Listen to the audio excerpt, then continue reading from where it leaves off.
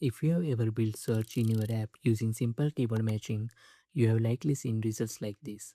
You type something like brain boosting snacks and your app struggles to understand what the user actually means. But what if your search could actually understand intent?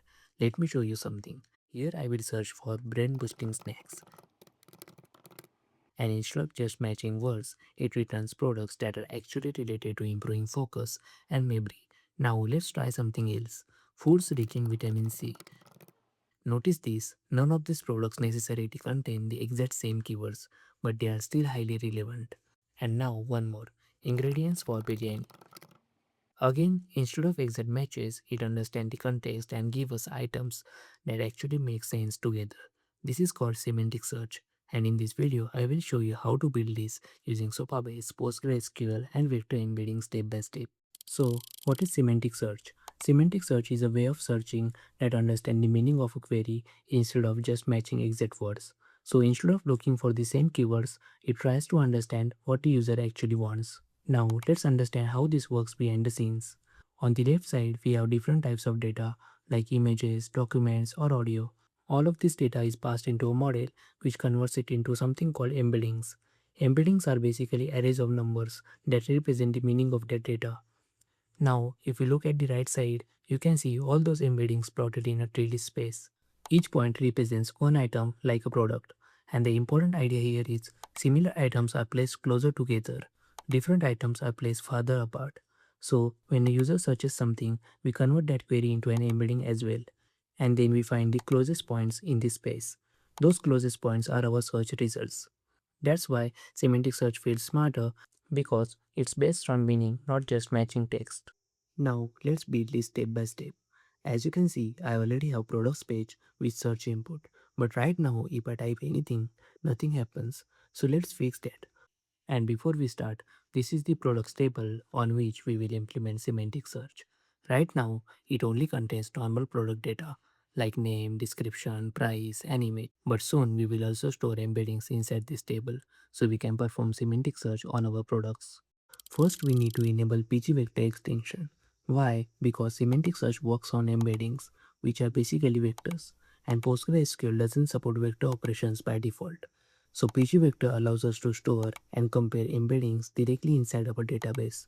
Now, in this project, I am using Prisma with Supabase. So to enable this, we will use migration. Why migration? Because we want this change to be tracked, versioned, and reproducible, not something we manually run once and forget. Now let's go to VS Code and create a migration. We will create this as create only. Why create only? Because Prisma doesn't fully understand extensions like pgvector. So we want to manually control the SQL instead of letting Prisma generate it. Now you can see our migration is created. Let's open it. Go to Prisma folder, migrations, and open the latest migration. At here we will write our SQL. Now to enable pgvector, we will run this SQL query.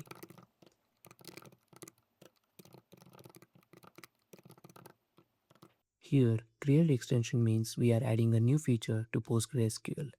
If not exist, make sure it doesn't throw an error if it's already enabled. And vector is the pgvector extension which allows us to store and compare embeddings. Next, we need a place to store embeddings. There are two ways to do this. We can either create a separate table for embeddings or add an embedding column to an existing table. Since I already have a products table, I am going to add an embedding column here. Why? Because each product directly maps to one embedding, so keeping it in the same table makes things simpler and faster to query. If you are dealing with more complex data or multiple embeddings per item, then a separate table would make more sense. Now let's add the products table and add a new column. We will name it embedding and set its type to vector 1536. Now you might be wondering what is 1536? This number represents the size of the embedding vector. In simple terms, when we convert text into embeddings, it becomes an array of numbers. And in this case, that array has 1536 values. We are using 1536 because we will be generating embeddings using OpenAI and their embedding model returns vectors of this size. Now, there are other ways to generate embeddings as well. For example, you can use open source models like GT Small, All Mini LM, or other transformer based models. and they often return different vector sizes like 384, 768, or 1024. So the number depends on the model you choose. But for this tutorial, we will use OpenAI. Why? Because it's very easy to use, gives high quality embeddings, and works really well out of the box without extra setup. Now let's apply this migration to our database. Go to terminal and run npm prisma migrate dev.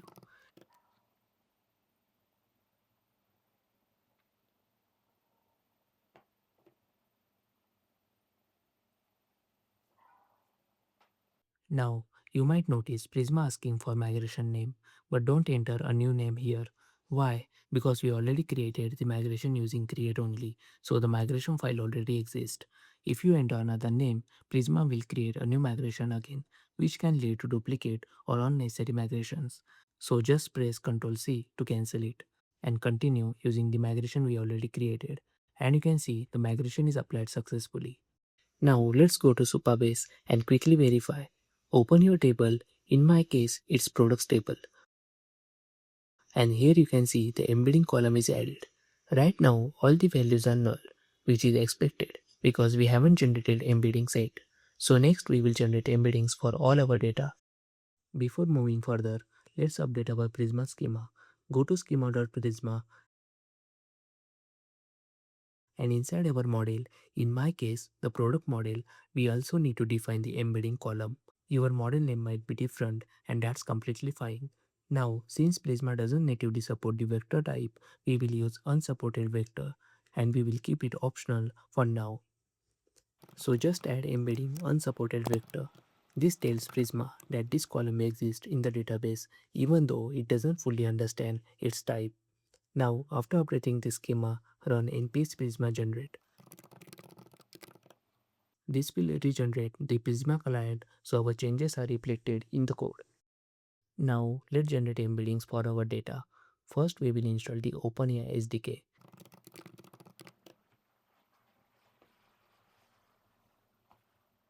To generate embeddings using OpenAI, we need an API key. So go to platform.openai.com, create an API key, add some credits, and then add that API key to your .env file. And that's it, you are ready to start. Next we will create helper function to generate embeddings. So go to lib folder and create a new file called embedding.ts. In this file, we will write a reusable function that takes text as input and returns its embedding. Now let's write the code to generate embeddings.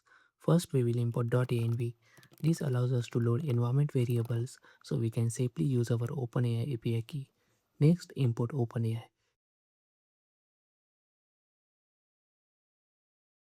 Now we will create an OpenAI instance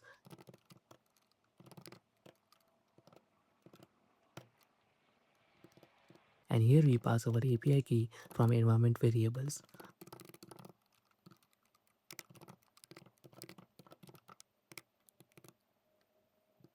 After that, we will create an async function called getEmbeddings, which takes text as input. Inside this function, we will call openai.embeddings.create and store the result in a variable called response. Here we pass two things, the model which is text embedding 3 small and the input text that we want to convert into embeddings. This will generate a vector representation of the text. And finally we return response.data.embedding. So now our helper function for generating embeddings is ready. Now let's talk about when and where to use this helper function. First, use it before inserting a new product because we want to generate and store the embedding at the time of creation so it's immediately available for search. Second, use it before updating a product because if the name or description changes, we need to regenerate the embedding to keep it in sync. And you can also use it when inserting bulk data or generating embeddings for existing data. In this video, we will focus on generating embeddings for data that already exists in our database. Now, let's create a script to generate embeddings for our existing data. Go to scripts folder and create a new file called generateembeddings.ts. First, import .env at the top. Now we will create an async function. Inside this function, we will first fetch all existing products from the database.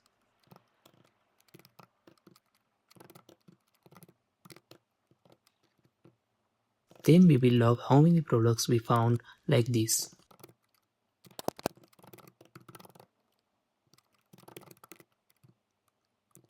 This just helps us verify that our data is loading correctly. After that, we will look through each product. For every product, we will create a text string by combining the product name and description.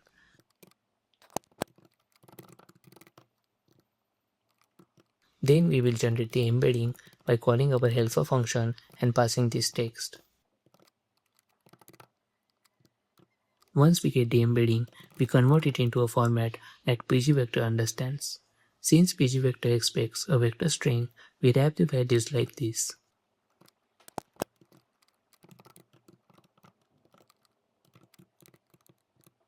Next, we will update the product using a raw query. We use execute raw because Prisma doesn't natively support the vector type yet. Inside the query, we update the product table, set the embedding column to our vector value,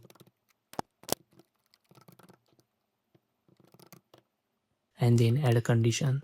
This ensures that we update the correct product instead of modifying all product. After updating, we log a success message for each product so we can track progress. Once all products are processed, we log a final done message.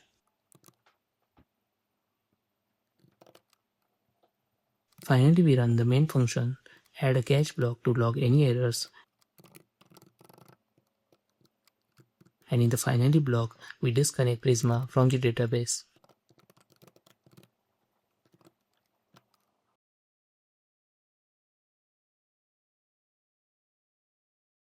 And now our script is ready. And make sure the .env import is at the top. Now let's run the script.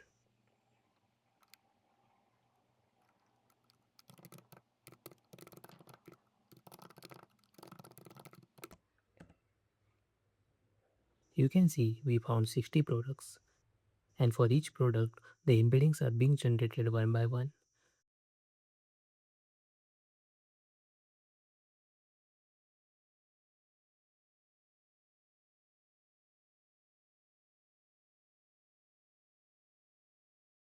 So now our embeddings are successfully generated.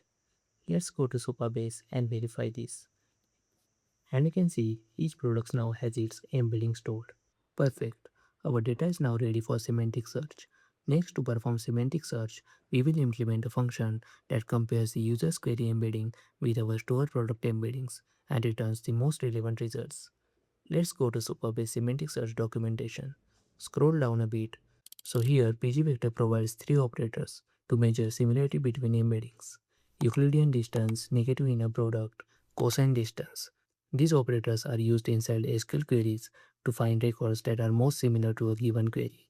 To keep it simple, cosine distance is a safe default, but if your embeddings are already normalized, like the ones generated by OpenAI, then negative inner product is faster and more efficient.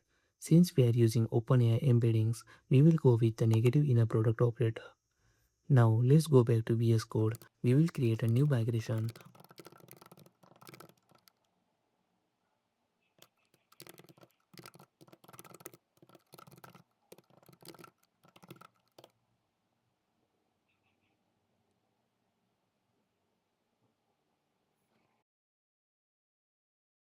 open the migration we just created,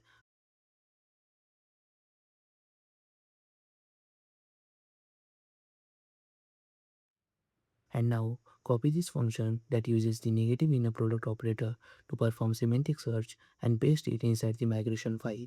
Now we will customize this function for our use case. First, replace the documents with our product table. Next, update the function name to match products so it's more meaningful and clearly reflects what it does. Then remove the extensions prefix from the vector type and update the dimension from 512 to 1536. Since we are using OpenAI embeddings, which return vectors of size 1536. Now our match products function is ready. We will use this function inside our API route to fetch products based on the user's search query. Now, before using this in our API, let's quickly understand how this match products function works. What this function does is, it finds the most relevant products based on the user search query. It accepts three parameters. First, query embedding. This is the embedding of the user search query. Second, match threshold. This controls how similar the results should be. Only products that are similar enough to the query will be returned. Third, match count. This defines how many results we want to return. Now, inside the function, we select all products from the product table. Then we compare the product embeddings with the query embedding using the negative inner product operator. In the where condition, we filter out results that don't meet the similarity threshold. Then we sort the results based on similarity, so the most relevant products come first. And finally, we limit the number of results using match count to avoid returning too much data. And that's it. This function is responsible for performing the core semantic search logic. Next, let's apply this migration to our database. Go to the terminal and run npx prisma migrate dev.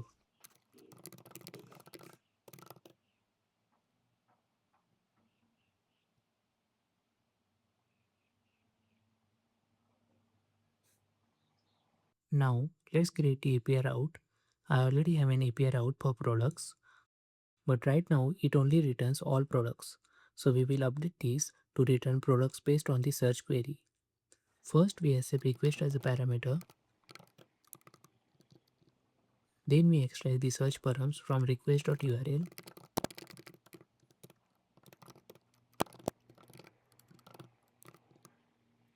Then we get the query from the search params. Now we add a condition. If there is no query, we simply fetch all products from the database. So we will move our existing fetch all products logic inside this condition. And if there is query, then we perform semantic search. First we generate the embedding by calling our helper function and passing the query.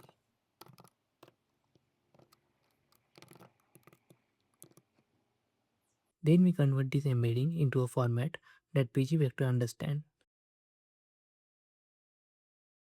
Now to fetch the products, we use query raw. We use query raw because we are calling a custom SQL function which Prisma doesn't support directly.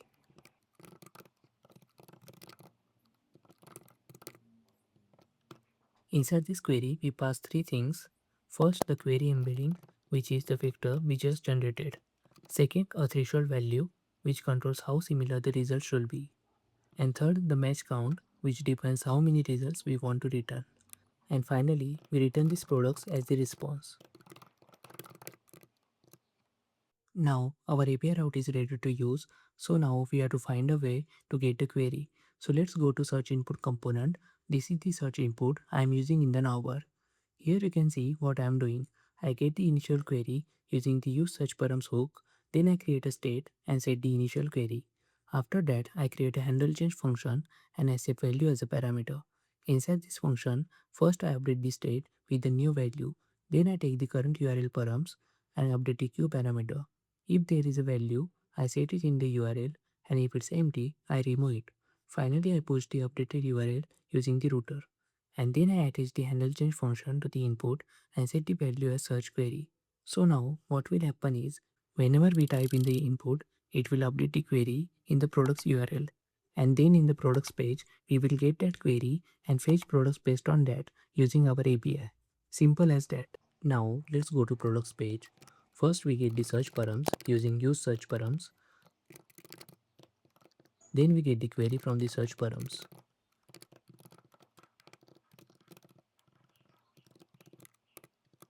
Now we update our function to fetch products based on this query. First we accept query as a parameter. Then while calling the API, we pass this query in the URL as a query parameter. For fetching data, I am using React query, so let's update that as well. In the query function, we pass the query so it can fetch data based on it. And in the query key, we also include the query, so whenever the query changes, React query automatically refetches the products. And that's it. Now our products page is fully connected with search. Now everything is done. Let's go to browser and try searching. Let's search ingredients for masala chai. You can see we get all the products used to make masala chai without even matching exact keywords. Let's try another one. Vegetables for sambar. And now you can see we get products that are commonly used in sambar. You might also notice some items like brinjal or ladyfinger which are not always used in sambar, but they still show up because they are related to similar dishes or their descriptions have a similar meaning. That's exactly how semantic search works. It understands meaning, not just exact words. Let's try one more. Something for palak paneer. You can see we get paneer, spinach, fresh cream, all the main ingredients. And again, you might see a few extra products that are not directly used but they appear because they are related or have similar meaning. One important thing to keep in mind, for semantic search to work really well, you should have at least 50 to 100 products in your database. More data is equal to better results. And that's how you can build semantic search using Supabase, PostgreSQL, and vector embeddings. If you found this helpful, make sure to like the video and subscribe, and I will see you in the next one.